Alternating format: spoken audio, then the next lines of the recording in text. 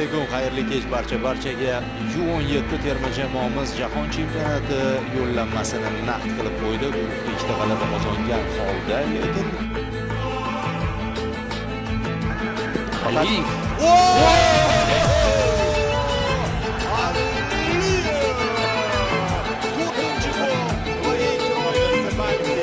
Birdan jarima donchasi ichida. Gol.